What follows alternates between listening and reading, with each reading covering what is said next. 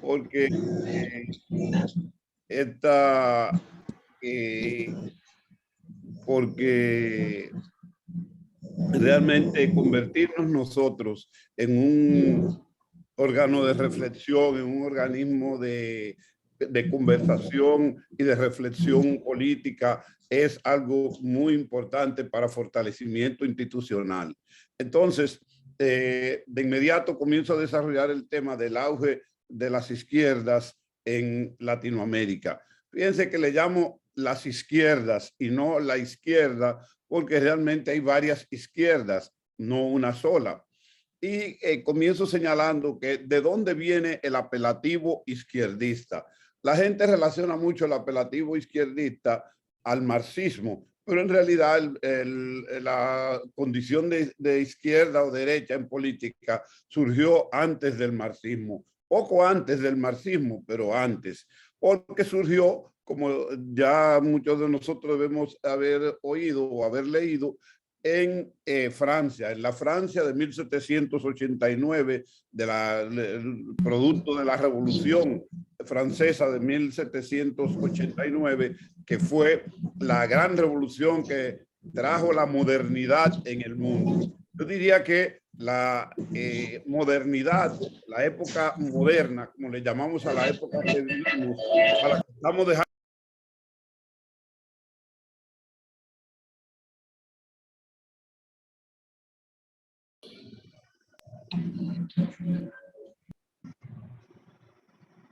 en posmodernidad, pues normó lo que se originó con la Revolución Francesa. Revolución que en realidad comenzó no en Francia, sino que comenzó en Inglaterra, porque toda base de una revolución política es económica. Y los inventos que generaron la Revolución Francesa fueron el invento de la máquina de hilar, el invento de la máquina de vapor, que produjo una gran revolución en Inglaterra, la revolución industrial que comienza en Inglaterra y se refleja en Francia. Y como Francia es más política que Inglaterra, porque Inglaterra es un país muy tradicionalista, pues allí es que explota la revolución que le corta la cabeza al rey y produce que se dé ese fenómeno. Entonces, en ese fenómeno, siempre en el Parlamento inglés, la gente conservadora se sentaba en el lado derecho. Y era lógico porque derecho era como lo normal en el mundo. Y entonces el rey, toda esa gente iba en el lado derecho. Y luego, entonces, vienen los transformadores que se sientan en forma de protesta en el lado izquierdo. Y entonces a eso es que se les llama izquierdistas. Entonces, el izquierdismo está relacionado con el transformador, con el que busca el cambio, y el derechismo con el que quiere permanecer en lo que hay. Fíjense que incluso esa condición del transformador y del conservador también son muy viejas, porque son realmente una regla del universo. En el universo que nosotros conocemos están las fuerzas, son fuerzas que producen el equilibrio. Una fuerza que lucha porque las cosas continúen como están y una fuerza que lucha porque las cosas se transformen. Y otra tercera fuerza que es de menor intensidad que esas dos, que es la fuerza equilibradora. Por eso yo soy un admirador de la Trinidad de la religión hindú, porque la religión hindú sintetiza ese fenómeno de la realidad cuando el dios Brahma, que es el creador del mundo, el dios Brahma es, como decimos, el creador, y el dios Shiva es el destructor, el que busca romper con el orden que hay para crear un nuevo orden. Y entonces está el dios Vishnu, que es el equilibrador, el que conserva lo que trata de conservar lo que creó Brahma y trata de aceptar lo que la destrucción de Shiva, la necesaria destrucción, la necesaria creación y el necesario equilibrio. Eso hay en ese juego en la religión hindú, que se refleja luego vuelvo a lo de Francia, en que se formaron dos grandes grupos. Son los jacobinos y los girondinos. Los girondinos son los conservadores, los jacobinos son los reformadores.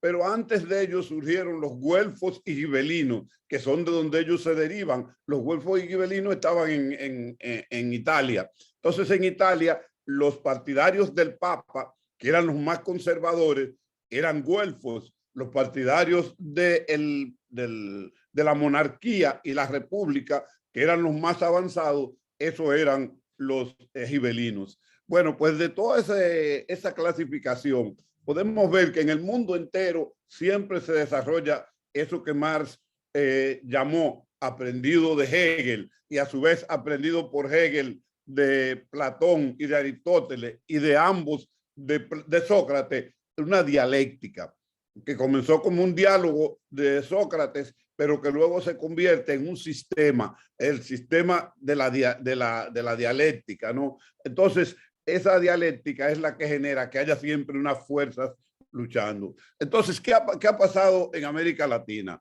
Bueno, pues en América Latina se han producido, ustedes saben que cuando surge la independencia de nuestros países, que la mayoría fueron independizados entre el 1811 y el 1822, 23, 24, se independizaron la mayoría de los países latinoamericanos, con la excepción de dos países, de Cuba, que se independizó en 1868, que fue la última que se independizó de España, y la República Dominicana, que se independiza en 1844, en este caso de Haití, porque hay dos países latinoamericanos que no se independizaron de España, sino que se independizaron de otro país latinoamericano. El caso de la República Dominicana, que se independizó de Haití, y el caso de Uruguay, que se independizó de Brasil. Entonces, ese fenómeno se produce. Se produjo también la Guerra del Chaco, que era varios países aliados contra Paraguay, pero no lograron el éxito, no obstante ser Paraguay el único, que eran Argentina, Brasil, Chile, cada uno por apropiarse de Paraguay. Pero Paraguay logró salir ileso de esa guerra, y entonces pues caemos en el otro fenómeno, que es la primera oleada de gobiernos de izquierda democrática y socialista. Surge en el año 1959, el 1 de enero de 1959, los revolucionarios entran a La Habana, los revolucionarios encabezados por Fidel Castro y el Che Guevara entran a La Habana y derriban por fin a Fulgencio Batista y toman el poder en Cuba. Eso se inició como una revolución democrática.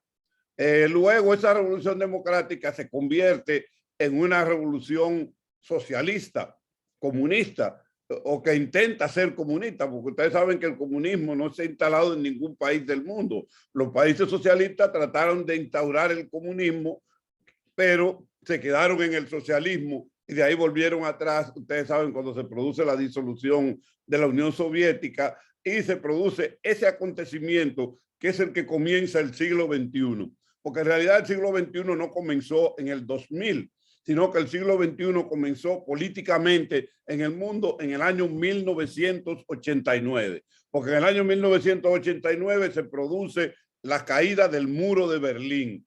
La disolución de la Unión Soviética fue aproximadamente en 1985, pero lo que marca el verdadero cambio hacia un nuevo siglo político, que es un siglo no bipolar, donde ya no va a haber la bipolaridad de la Guerra Fría entre la Unión Soviética y los Estados Unidos, lo define en 1989 con la caída del muro de Berlín, que ya las dos Alemanias se unen y pasan a ser capitalistas ambas, y ahí Polonia, Hungría, Checoslovaquia, todos esos países se produce un proceso de vuelta al capitalismo, como podríamos decir, y entonces comienza el siglo XXI, que es un siglo monopolar, pero que poco a poco se va transformando en pluripolar.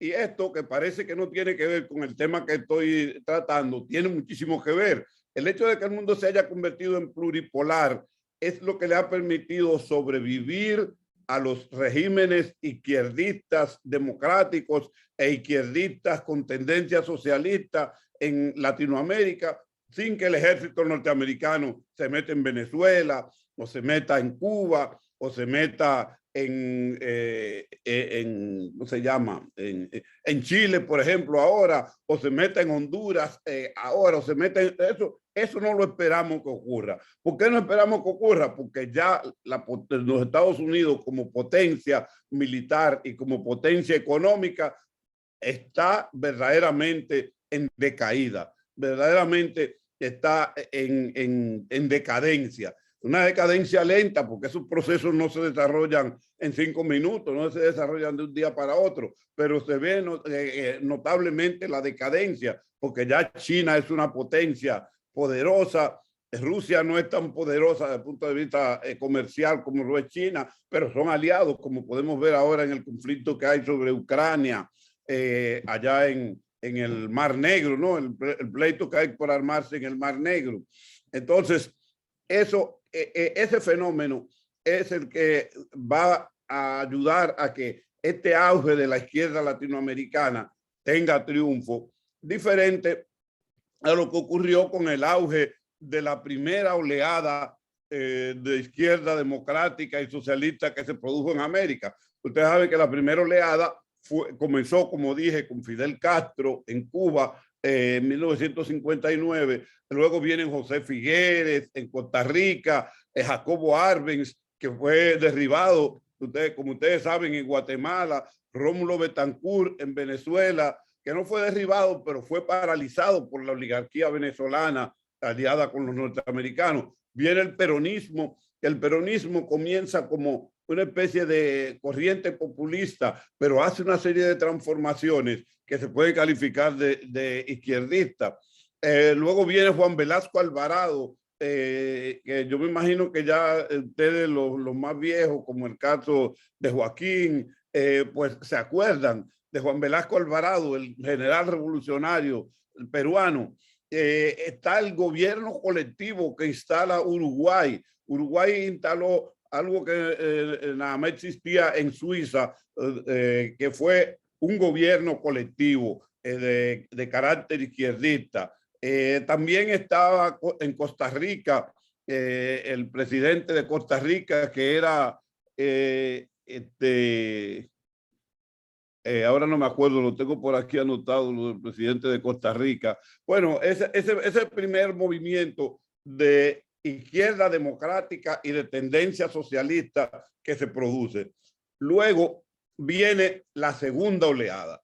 Entonces, esta segunda oleada es, como dije ahorita, por la situación de los Estados Unidos, desde el punto de vista político y hasta desde el punto de vista militar, porque hay un gran sentimiento en los Estados Unidos de que el país no se embarque en invadir, porque producto de los fracasos, porque la gente aprende con los fracasos, el fracaso que ocurrió en Irak, el fracaso que ha ocurrido con Irán, el fracaso que ha ocurrido con, bueno, no ha invadido a Irán, pero en cierto modo ha habido unos aprestos. El caso de Afganistán, que evidencia muchísimos fracasos, y el primer gran fracaso que vivieron los Estados Unidos, que fue el fracaso de Vietnam. Se diría que en esa época de Vietnam Estados Unidos sufrió 2 fracasos. El fracaso de Muhammad Ali, que los derrotó a ellos con la cuestión de no ir a la guerra de Vietnam y motivó a muchísimos jóvenes a rebelarse, a no ir, y la propia guerra de Vietnam, donde ellos salieron derrotados.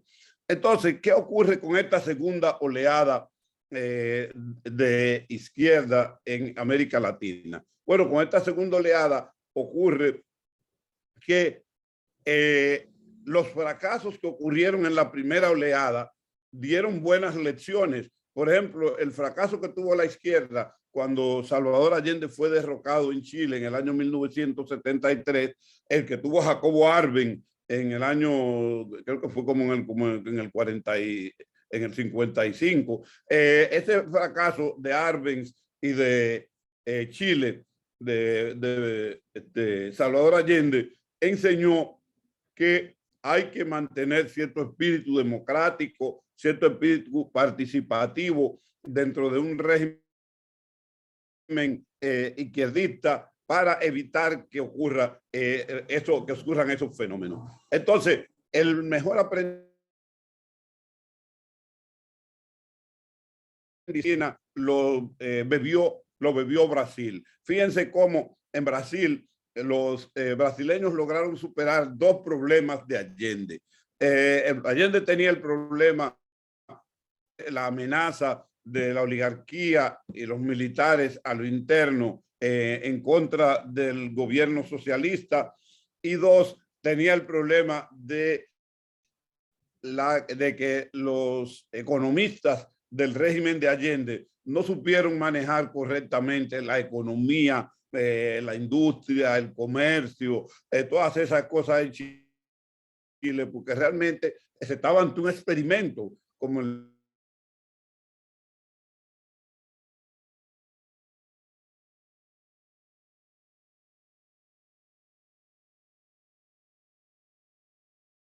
sino que esto de Allende es un nuevo experimento. Por eso el Che Guevara le dedicó un libro a Allende diciéndole, para Salvador Allende, que busca por otras vías, que busca lo mismo en Chile por otras vías, es decir, por la vía democrática. Entonces, toda esa novatada que tiene Allende se la aprende Lula y el Partido de los Trabajadores de Brasil cuando logra manejar correctamente la economía en Brasil, a tal punto que sacó de la pobreza una millonada de brasileños manejando correctamente la economía, partiendo de un fenómeno que es el que verdaderamente produce los avances hacia el socialismo verdadero. Los avances hacia el socialismo verdadero surgen de una clase media poderosa, de un debilitamiento de una clase alta, monopólica, y va generando eso que se ha dado en Europa, el socialismo que se ha dado en Europa, que es el socialismo que soñó Marx, el socialismo de la Europa nórdica. Marx decía que el socialismo no iba a llegar en el mundo en países como, él no lo mencionaba, pero yo deduzco que no iba a llegar el socialismo en el mundo en países como Rusia, en la Rusia semifeudal, en la China semifeudal, o en la Cuba atrasada económicamente desde el punto de vista de los grandes países, porque Cuba era avanzada respecto a Latinoamérica, pero respecto de los grandes países no era avanzada. Entonces, Marx decía, el socialismo va a surgir de que las fuerzas productivas avanzan tanto, se modernizan tanto, que rompen las relaciones de producción antigua a las que están amarradas. Y entonces se produce una sociedad horizontalizada, una sociedad de un nuevo equilibrio. Entonces, esto es lo que se ha producido en los países de la Europa nórdica, donde lo que prima es la pequeña empresa y donde ha habido un casi completo equilibrio entre el capital y el trabajo. En vez de que el capital sea suprimido por el trabajo, como quisieron hacer los países socialistas a partir de las enseñanzas de Lenin, a partir de las enseñanzas de Mao, la idea de eliminar el capital y sustituirlo solo por el trabajo, la Europa nórdica ha logrado el equilibrio, es decir, Noruega, Suecia, Finlandia, Holanda, Luxemburgo, han logrado el equilibrio, un cierto equilibrio entre el capital y el trabajo, a tal punto que en muchas de las empresas de esos países, los obreros son copropietarios de las empresas, tienen acciones en las empresas y tienen una serie de beneficios que les vienen de ese modelo de capitalismo, vamos a llamarle de capitalismo equidistante, de capitalismo humanizado, que han desarrollado esos países como digo, de la Europa nórdica. A lo mejor impulsado por la presión que le producían los países socialistas de la Europa oriental, y Rusia y la Unión Soviética, a lo mejor presionado por eso, queriendo evitar llegar ahí, los países de la Europa nórdica han logrado ese equilibrio. Entonces, Lula, volviendo a Brasil, desarrolló un crecimiento de la clase media y sin menoscabo del desarrollo general de Brasil, sin menoscabo de los derechos de la clase obrera y sin menoscabo de los grandes capitales que vieron reducido su poderío, pero sin que llegara a eso al fracaso de ellos. Entonces, de ahí viene esa nueva forma de llegar a las nuevas izquierdas. Entonces, esas nuevas izquierdas se reflejan en lo que ocurrió con Mujica y con Tabaré Vázquez en Uruguay. Fíjense que produjeron también una serie de transformaciones. José Mujica sacó de la pobreza a muchísimos uruguayos, produjo una serie de transformaciones revolucionarias dentro de las reglas del sistema democrático, porque el sistema democrático siempre deberá ser preservado. Yo, por lo menos, soy partidario de que siempre se preserve el sistema democrático, porque de todos los sistemas que ha creado el hombre, el sistema democrático es el menos malo.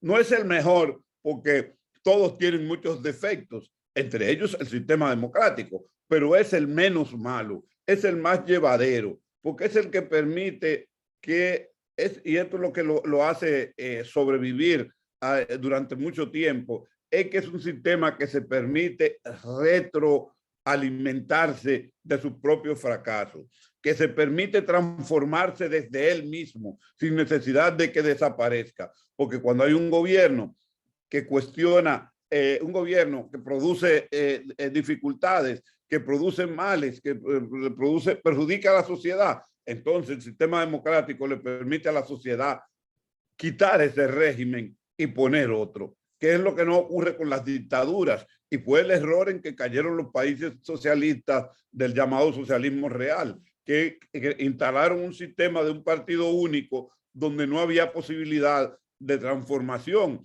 Y eso degeneró de una manera tan terrible que fíjense cómo el colmo es lo que ha ocurrido en Corea del Norte, que una familia se ha convertido en la heredera del poder, como si hubiésemos regresado a la época de los reinados, y se produce una dictadura familiar, como las dictaduras contra las que luchamos en América Latina, como contra Somoza, contra Trujillo, contra todos esos dictadores. Entonces viene el socialismo y degenera en eso por falta de no llevarse de lo que decía Trotsky, que había que hacer la revolución dentro de la revolución. Esa revolución dentro de la revolución de que hablaba Trotsky no era más que lo que hace la democracia, que produce un cambio dentro del cambio, un cambio dentro del sistema. O sea, que el sistema pueda producir cambio sin que el sistema desaparezca. Entonces, eso intentó Trotsky, pero Stalin impuso otro criterio y eso generó todos esos errores que hicieron fracasar a ese sistema. Entonces, vuelvo a Mujica, a Tabaré Vázquez, y de ahí paso a Leonel Fernández y a Danilo Medina. Leonel Fernández y Danilo Medina produjeron en la República Dominicana unos gobiernos que aprendieron de lo que le ocurrió lo que ocurrió en la primera oleada de regímenes de izquierda, en este caso de izquierda democrática en Latinoamérica y particularmente en nuestro país. O sea, la caída de Bosch, cuyos problemas y causas están perfectamente descritas en el libro Crisis de la Democracia de América en la República Dominicana, donde podemos ver algunos errores de nuestro maestro, porque Juan Bosch es nuestro maestro, respetadísimo y queridísimo por mí, pero él mismo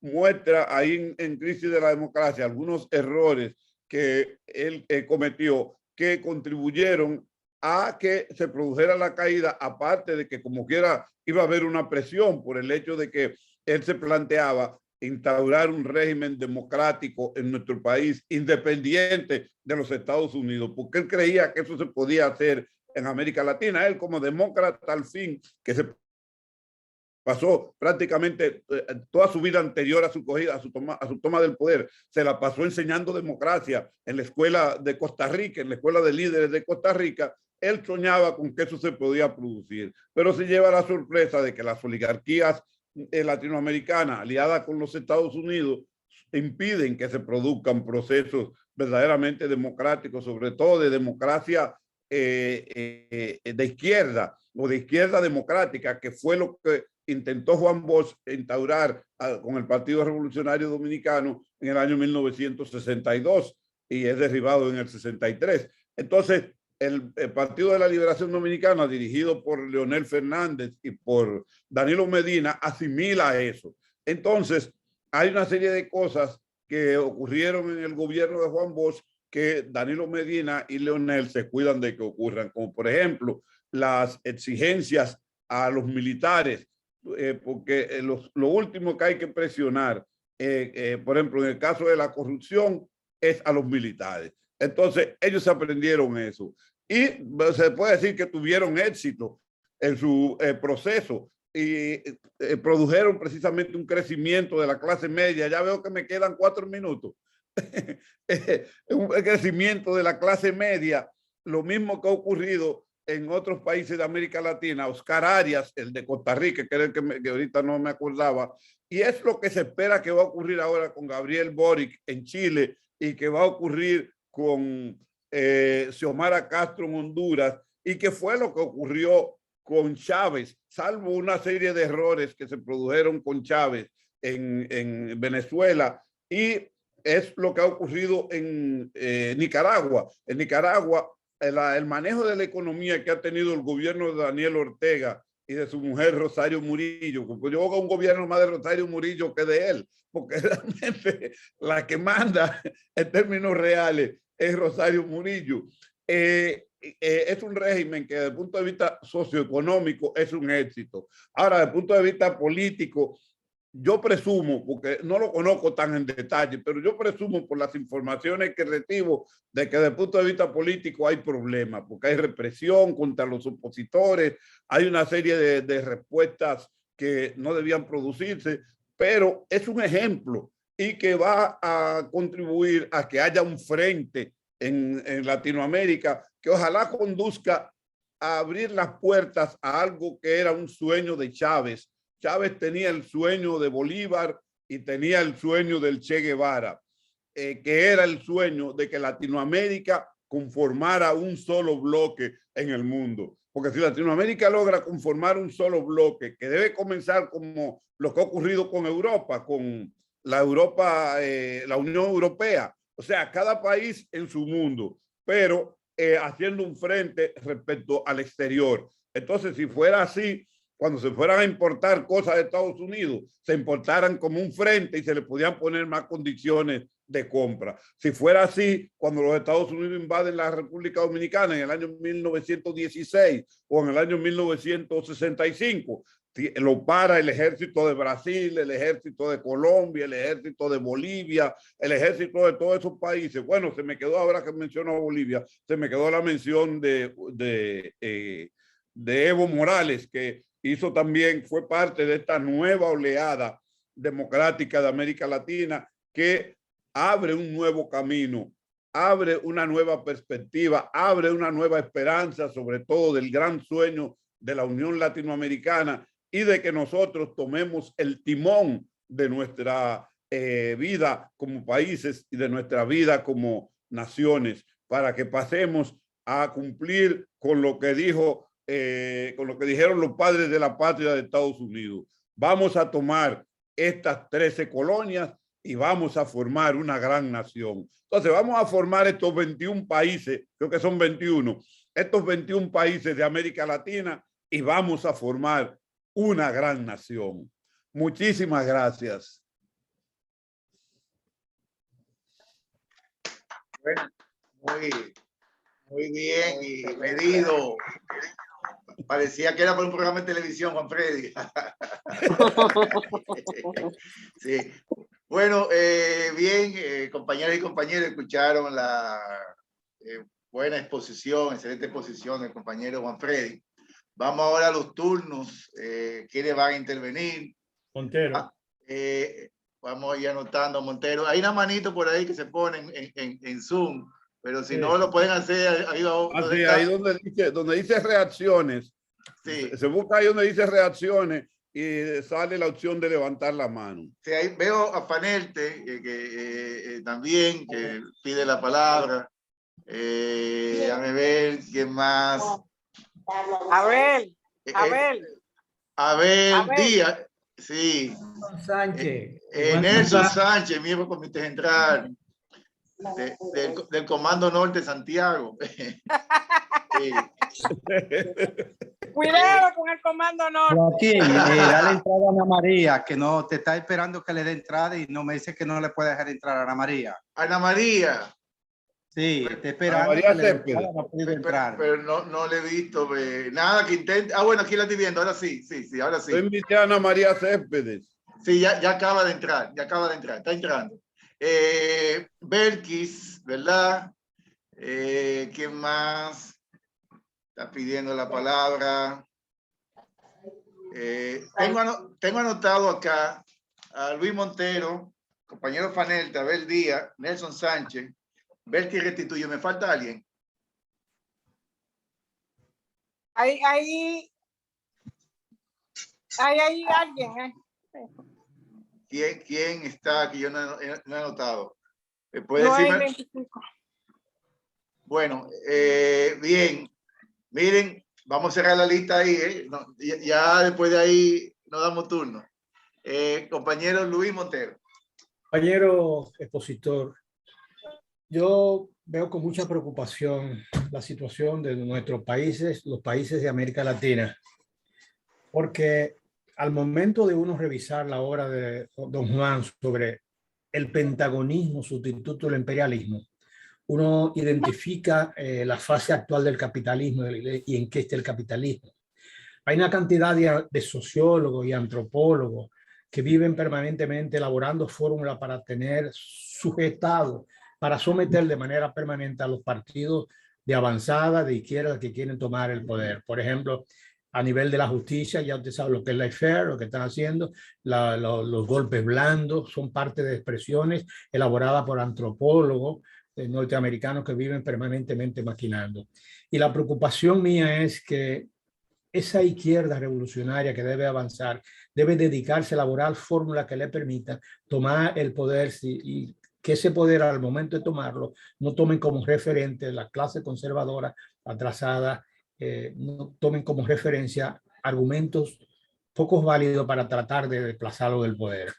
Mientras la izquierda está en receso y no veo que esté elaborando fórmulas expeditas para tratar de mantenerse en el poder, sin embargo, los antropólogos y especialistas norteamericanos viven permanentemente elaborando fórmulas para someter a nuestros países. ¿Cuál es su preocupación? Sí. Zaira, toma. Hay un vaso. Bueno, en primer lugar, digo, no sé, porque Joaquín es que dirige. Joaquín. Si tú quieres en bloque, lo podemos hacer uno por uno, Juan Freddy. Ok, mira. Entonces, sobre lo que él está diciendo, en realidad, bueno, primero quiero saludar a mi líder, que es doña Providencia Matos, mi líder, y saludar a todas las mujeres que hay aquí. A mí me gusta mucho la integración de las mujeres a la política, porque las mujeres aportan muchos elementos que nos complementan a nosotros y nos superan a nosotros en muchos aspectos. Nosotros la superamos a ella en muchos aspectos y ella nos supera a nosotros en muchos aspectos. Lo ideal es que todas esas superaciones se unan y conformemos una gran sociedad dirigida por mujeres y por hombres. Bueno, pues el hecho es que eso que usted dice, compañero, es una preocupación que ya debe comenzar a dejarnos de preocupar. ¿Por qué? Porque el libro que escribió Juan Bosch, el libro El Pentagonismo Sustituto del Imperialismo, es un libro que responde a una verdad, pero es a una verdad que ya en este momento, fíjense que Juan Bosch escribe ese libro mucho antes de 1989. Y yo les dije a ustedes que en el año 1989, con la caída del muro de Berlín y con la disolución definitiva de la Unión Soviética, cesó el mundo bipolar.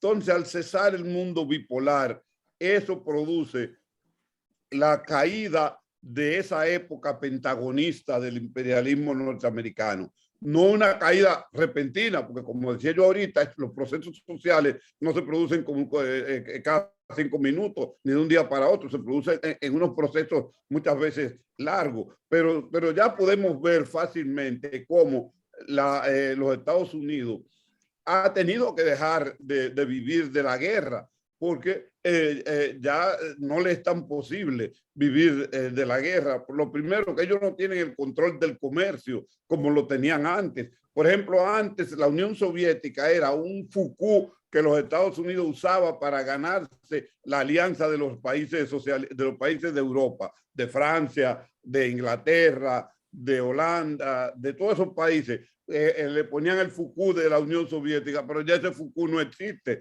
Ellos han tratado de despertar ese Foucault ahora con lo de Ucrania, pero en realidad es un Foucault que ya se ve que es falso, porque Rusia no es socialista y tampoco es socialista China, porque China no es socialista desde el punto de vista de que no quiere expandir el socialismo. El socialismo que hay en China es un socialismo para uso doméstico, para controlar precisamente la economía, a una economía capitalista, porque tienen una economía capitalista con un régimen socialista. Es un experimento nuevo que los chinos han desarrollado. Entonces, ya ese peligro de los Estados Unidos como Pentágono, como peligro militar, ya ese peligro está cada vez más disuelto. Y la mejor prueba que usted tiene, compañero, es lo que yo decía ahorita, de cómo ha sobrevivido el régimen de Venezuela, cómo ha sobrevivido el de Nicaragua, cómo ha sobrevivido el de Cuba, cómo han sobrevivido otros regímenes que, por ejemplo, en el año 73, fíjense cómo Juan Bosch formó el PLD en el 73 y en el 73 se produjo el golpe de Estado contra Allende en Chile, pero ahora nadie concibe que a Boric lo van a tumbar los norteamericanos y Boric va a hacer transformaciones en Chile. Ahora se va a aprender cosas que le enseñó Allende. Por ejemplo, estoy seguro que Boric no se va a atrever a ponerse a hacer uno de los errores que cometió Allende. Uno de los errores que cometió Allende fue querer disolver el Congreso de Chile y sustituirlo por una Asamblea Nacional de los partidos del Frente, creo que era Frente Amplio, la Unidad Popular. La Unidad Popular, porque Frente Amplio se llamaba el de Tabaré Vázquez en Uruguay, el de la Unidad Popular. O sea, entonces es un error, porque tiene que mantener el Congreso como está. Ahora lo que tiene que hacer todo el esfuerzo, porque ese Congreso esté controlado por los partidos de la Unidad Popular para facilitar las transformaciones, pero ese control tiene que ser un control por métodos democráticos, no queriendo imponer un gobierno cerrado. Entonces, eso es lo que yo creo que hay. O sea, que esa preocupación existe, debemos tomarla en cuenta, pero está en proceso de disolución. Bueno, muy bien. Vamos a hacer toda la pregunta en bloque, Juan Freddy, así creo que nos ahorramos más tiempo. Pedro Fanelte, compañero Pedro. Bien, primero, sí, ante todo, felicitar al honorable compañero que hizo una exposición extraordinaria, a Juan Armando. No tenía el honor de conocerlo. Gracias. Yo su exposición, pues, me recordó tres libros que estuve leyendo. José Fouché, Los hombres de la Revolución Francesa y Salvemos a Luis XVI. Son 3 libros escritos que hay por ahí. Y todos tocan de alguna manera esos temas. Deme 30 segundos. ¿Sabes? Yo voy a salir porque ya estoy acabando la conferencia. Okay. Entonces, también explicó muy bien el tema de todo lo que ha pasado desde la caída del mundo hasta la fecha, los gobiernos de Danilo Medina, de Leonel Fernández, de Lula, en fin, y todos esos gobiernos que ha habido y todo lo que ha pasado en América Latina. Ahora bien, yo tengo una preocupación viniendo con todo eso e interpolando hacia adentro con el PLD. Si bien es cierto que hemos tenido grandes logros como gobierno, no es menos cierto que se han creado grupos de poder adentro de los partidos, especialmente nuestro partido, que es el que me preocupa, donde cada grupo, ¿verdad?, tiene un grupo hegemónico y el concepto ideológico del PLD pues un poco como que se ha deteriorado. A mí me gustaría brevemente, con la salvedad de que en 10 minutos yo voy a salir porque tengo un compromiso con mis hijos, brevemente usted me orientar cuáles son las perspectivas que tenemos nosotros como partido, porque ya prácticamente no estamos ni definidos como de derecha ni de izquierda, más bien una lucha, si se quiere, entre los partidos hegemónicos en base al poder económico y al poder político. El PLD no veo hacia adentro, me preocupa, a pesar de la formación que tenemos, dónde nos dirigimos. Brevemente me gustaría conocer su parecer sobre ese particular, porque para mí es preocupante, yo que me formé en ese partido de cuadro, en ese partido donde existían los círculos de estudio, y de muchos de esos temas que se tocaron ahora, se tocaron en esos círculos de estudio. Eso es lo que quiero, en qué contexto estaríamos nosotros a partir del futuro, luego de este congreso y el futuro por venir, brevemente. Bien, Juan Freddy, va anotando. Compañero del día. ¿Dónde está Abel Díaz?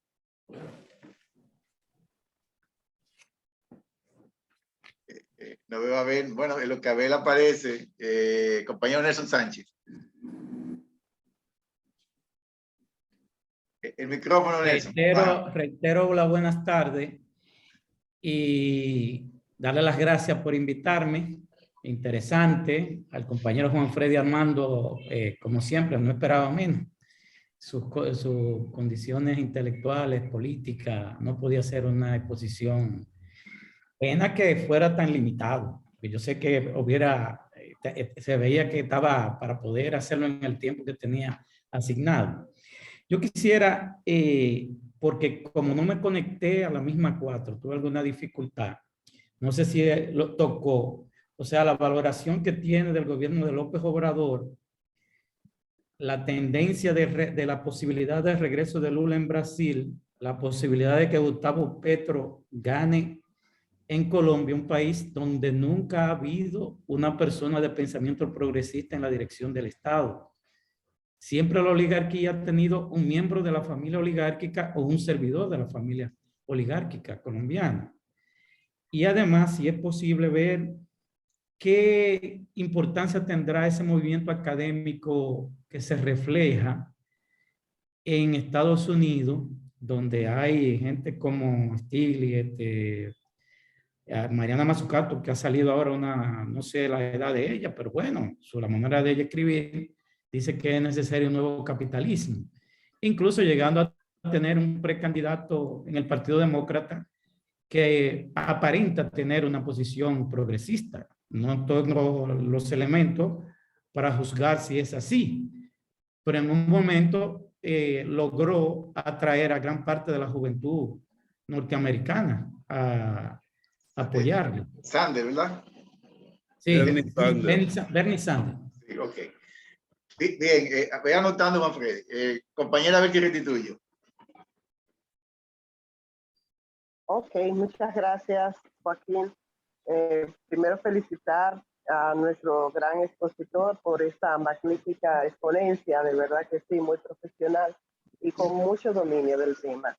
Mi pregunta es la siguiente, o más bien, más que una pregunta, es una cuestionante, pero es para saber su parecer, en el sentido de que, ¿qué hace falta? ¿Qué es lo que deben hacer estos países latinoamericanos que, como bien decía usted en su exposición, deberían agruparse para de esa manera conformar lo que es un gran bloque, como un gran bloque, y repeler, si se quiere, y cabe el término, a esa gran oligarquía de los Estados Unidos que quiere hacer una intervención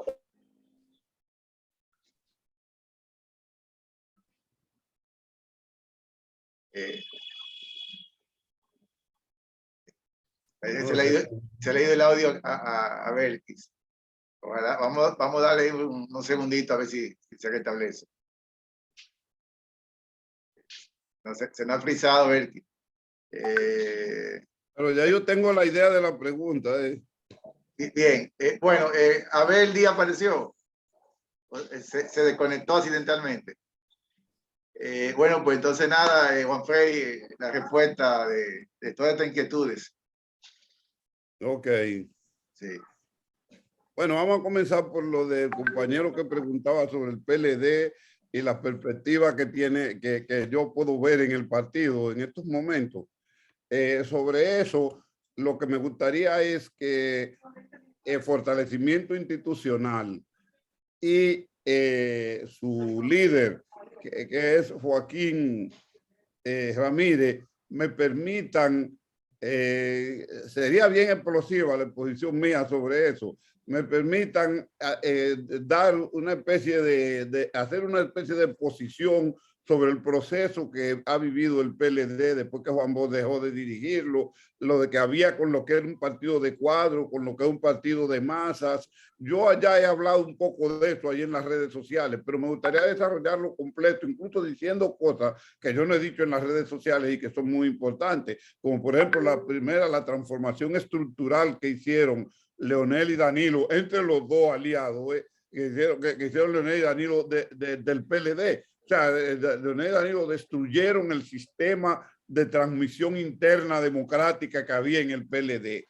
Al convertir, por ejemplo, las direcciones medias y los comités de base en organismos infuncionales, difíciles de reunirse y que además no pautaban nunca reunirse más que en los periodos electorales, en la campaña electoral, en los 3 o 4 meses anteriores a la campaña electoral, y que solo se reunían para recibir las orientaciones del único organismo que ellos dejaron funcionando en el partido, que fue el comité político. Un organismo que no es un organismo, sino que dentro de la estructura del PLD es un órgano, pero ellos lo han convertido en un organismo. Primero, de hecho, lo han convertido en un organismo y después lo hicieron legalmente ahora, porque colaron en los estatutos del PLD de ahora, del Congreso Vidó Medina, colaron, le llaman al comité político organismo, que no es un organismo, es un órgano del comité central.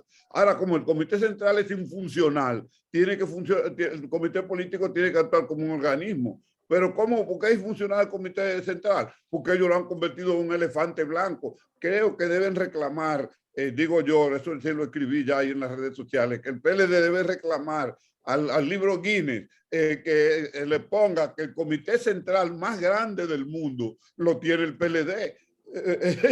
Entonces, y el más infuncional además. Bueno, pero no quiero entrar en esos detalles. Ahora, la perspectiva que tiene nuestro partido, evidentemente que son buenas las perspectivas que tiene nuestro partido, porque la capacidad de lucha de los compañeros no ha logrado ser totalmente suprimida, sino que sobrevive ahí, en ese proceso. Entonces, ahora, con todo este proceso que ha habido con los temas de corrupción, de toda esa cosa, le ha restado autoridad tanto al grupo de Leonel como al grupo de Danilo para, vamos a decir, continuar con el control del partido. Entonces, están sujetos a próximamente perder el control del partido porque con todos esos procesos, evidentemente que tiende un partido cuyo elemento principal era la moralidad, y ahora es la inmoralidad, la imagen pública que tiene, es una cosa que va a producir mucho cuestionamiento entre los compañeros. Pero bueno, quiero dejarlo para hacer una exposición específicamente sobre todo el proceso de desmonte del PLD y de por qué era innecesario ese desmonte en otra exposición. Sobre lo de López Obrador, que no lo mencioné ahorita, López Obrador, efectivamente López Obrador es uno de los modelos o quizá el modelo esencial de este momento, ya que Lula no está en el poder todavía, en esta hasta que Lula tome el poder otra vez. Es un buen modelo el de López Obrador, que logra superar algo que la izquierda, que el partido de centro izquierda, que ha sido el PLD, no logró superar en República Dominicana, que fue enfrentarse a la oligarquía. López Obrador durante muchos años luchó por el poder y claramente visualizando un enfrentamiento con la oligarquía mexicana, que fue lo que le dificultó más llegar al poder durante todos esos procesos. Él fue candidato a la presidencia muchísimas veces. Fue como Allende, que Allende decía, cuando yo me muera, yo quiero que me pongan a Salvador Allende, presidente de Chile, porque él fue 20,000 veces candidato a la presidencia. Por eso mismo pasa con Obrador, con López Obrador. Entonces, el modelo de enfrentamiento de los norteamericanos, sin necesidad de tener un enfrentamiento frontal con los norteamericanos, pero sí un diferenciador, y poniéndole a ellos claro de que México no es una dependencia de los Estados Unidos, él tiene un discurso que yo lo difundí ahí por las redes, que es el modelo de lo que debemos hacer los latinoamericanos.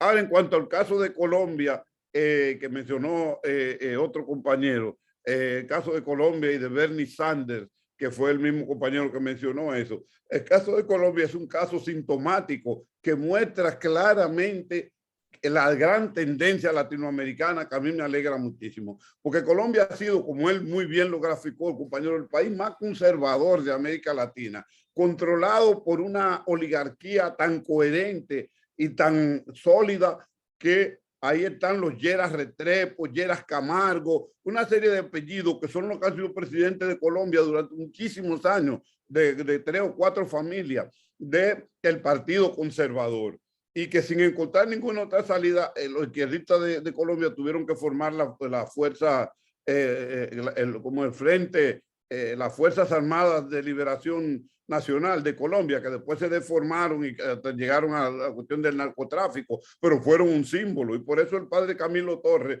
se fue a las montañas también. Pero el hecho de que Colombia, un país tan conservador, esté enrumbándose por la vía de un gobierno de izquierda, eso es una cosa bien sintomática de que tenemos esperanza. Y lo de Bernie Sanders también, porque acuérdense que los Estados Unidos tiene sus tendencias también, vamos a llamarle izquierdistas democráticas, porque, por ejemplo, Kennedy, que fue asesinado, lo de Kennedy evidentemente fue un golpe de Estado que hubo en Estados Unidos, pero Kennedy se planteaba una serie de cosas que iban a transformar a Estados Unidos e iban a transformar a América Latina, porque él tenía una concepción, cuando formó la Alianza para el Progreso y formó el Cuerpo de Paz, la concepción de que nuestros aliados, para nosotros tener éxito, no deben ser países atrasados. Tenemos que contribuir con el desarrollo de nuestros aliados. Y él formó 3 organismos, la ODC, el Cuerpo de Paz y la Alianza para el Progreso. Esos 3 organismos buscaban esa línea, reeducar a los líderes latinoamericanos, enrumbarlo en contra de la corrupción, hacer una serie de cosas que van a contribuir a la independencia de los países latinoamericanos. Entonces, Bernie Sanders representa esa esperanza también por ese mismo camino. Ahora, lo último que planteó, la última pregunta que fue la de la compañera, ¿cómo combatir la presión de los Estados Unidos? Ya es en cierto modo yo la respondí con la cuestión de que yo decía de que los Estados Unidos como imperialismo está en un proceso de decadencia lento y que hay que manejarlo con cuidado para que la fiera no se levante, pero está en un proceso de decadencia. Y eso que quiere producir allí en Europa es como queriendo regresar a esos tiempos militares, lo que quiere producir allá en Ucrania y en Crimea, pero no creo que Putin, que es un hombre muy inteligente, los deje llegar ahí.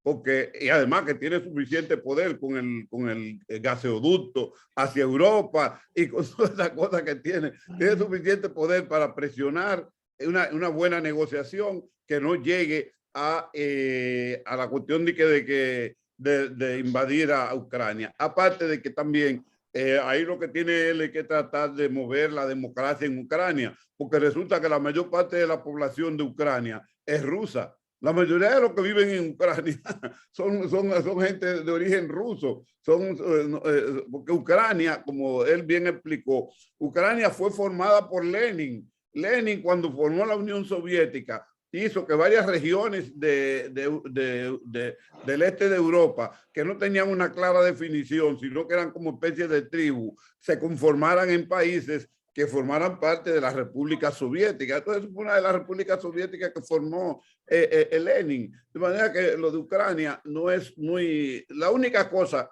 y yo creo que Putin lo va a lograr, es que Ucrania no forme parte de la OTAN. Y entonces yo creo que por ahí eso está solucionado. O sea que la presión de los Estados Unidos sobre Latinoamérica y sobre nosotros es cada vez menor. Claro, hay que tener claro, en República Dominicana es uno de los países donde los Estados Unidos más poder tienen de presión, que son de las cosas que yo debo hablar en una exposición sobre el PLD, que son de las cosas que debieron desmontar Danilo y Leonel cuando ellos fueron presidentes, sobre todo no comenzando directamente con los norteamericanos, sino desmontando el poder de la oligarquía dominicana que le sirve de aliada a los Estados Unidos. Bueno, muy bien, compañero Juan Freddy. En la parte del chat, ustedes le dan, y por ahí hay un enlace donde estoy yo, dice quienes quieren formar parte del fortalecimiento institucional. Ahí hay un link, ese link lo va a llevar al grupo de WhatsApp que tenemos para los que tienen interés de ser parte de este equipo. Bien, muy buena explicación dado compañero Juan Freddy. Concluimos esta jornada sobre el auge de la izquierda en América Latina, o las izquierdas, como nos corrigió el expositor. Ya lo convocaremos en otra próxima actividad. Buenas noches a los compañeros que están en Europa y buenas tardes a los que estamos en este lado del hemisferio de la Tierra, tanto aquí en República Dominicana como en los Estados Unidos. Así Joaquín, que... hay una manito levantada ahí todavía. No, señor ni señora, ya a esta hora no se aceptan manos. Ah, no, pues entonces al señor de la barba del saber, como dice que yo soy su lideresa, que lo bueno. amo. Providencia.